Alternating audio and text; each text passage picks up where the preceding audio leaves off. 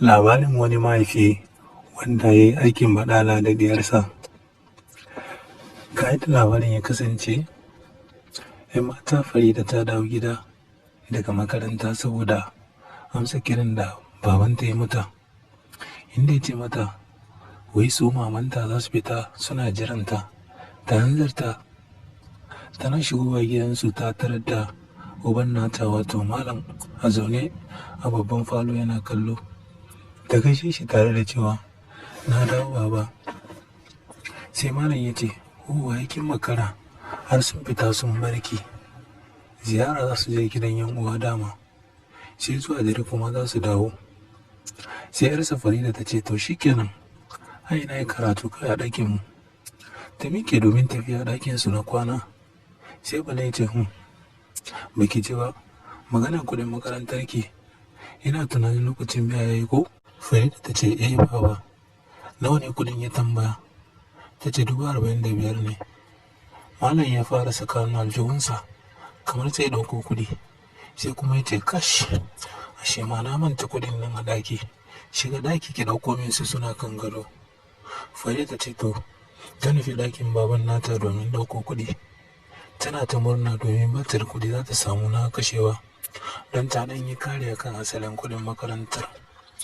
Tana karasa a ɗakin ta nufi inda gadonsa yake, ta fara dubawa tana neman yadda ya ce ta ɗauko kuɗin, amma cikin mamaki ba ta ga komai ba, wato babu komai a kan gadon.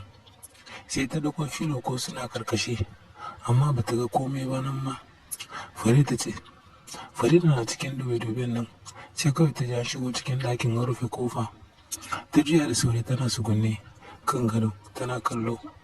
Sai ta ga shi ne ya shigo sannan ya rufe kofar ɗaki ta kulle.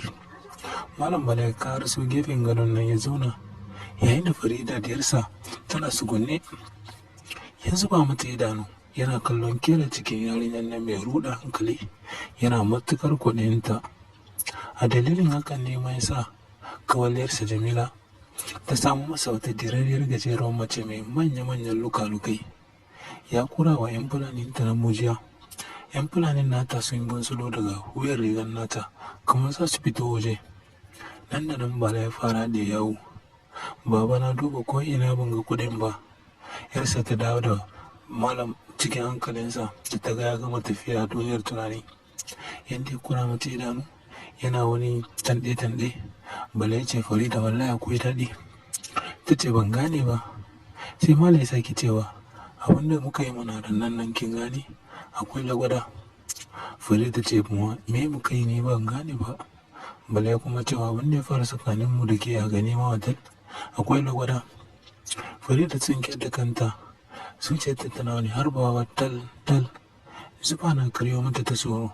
Ta ce ni fa baba, rufe mana baki dalla can, ba na bukatar wani munafuncin banza. Ranar da na kai ki makaranta za ki karatu, amma kika kewaye kika bi Jamila kawarki, ko ka wuce ganima hotel inda can na kwana ina muku marki a cikin. To fa karya ta kare, kashin Farida ya kare.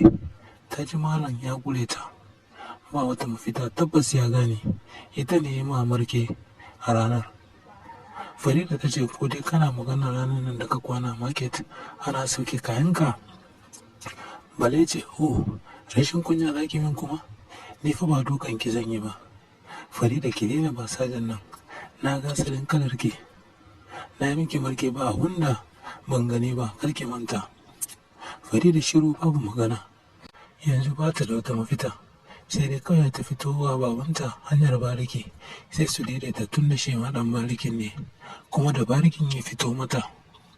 Tana cikin tunanin ne ta je ya maso gefenta ya ce wallahi Farida, tun daga wannan ranar nema kayan markin nan ba na samun kwanciyar hankali, kuma duk duniya babu wanda nake kwaɗayi sai ke ce kaɗai za ki kashe min yunwar da nake ji na marke. Farida tura shi gefe ba tare da yin magana ba kamar wata istaziya. Malam ya ce ke ba na so rashin mutunci, ni ba babanki ba ne? Ta ce amma wannan abun da mijina ne in ya biya sadaki baba. Bala ya kara cewa to ranar a hotel mijinkin ne miki marki ko sadakin ne na biya ne? Farida ta ce an dai biya sadakin nan.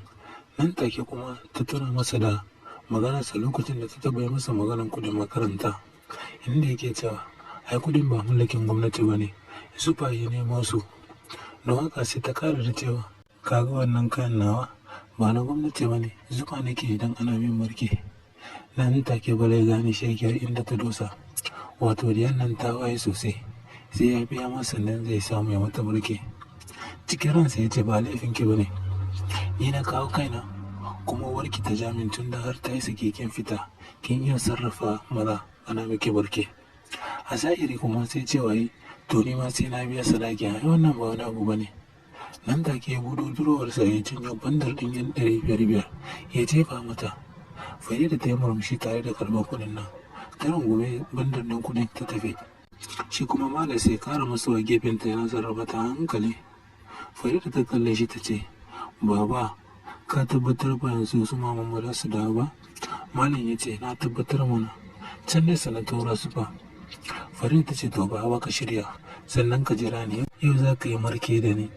Ina zuwa, ta tashi ta fita da gudu, ta fita daga ɗakin. Bandar ɗin kuɗin na lafiya a jikinta. Tana zuwa ɗakin su ta zuke jakarta ta ɓoye kuɗin ta nan. Sannan ta hita kayan da ta take saki, sannan ta hita kayan, sannan ta ɗauko ta doguwar bakar lafiya ta ɗaura. Sannan ta nufi ɗakin babanta. Baladi yana zaune yana mamaki yadda diyarsa ta lalace haka. Barikin na tare matukar bashi tsoro yake, domin kallon wasta zai yake mata.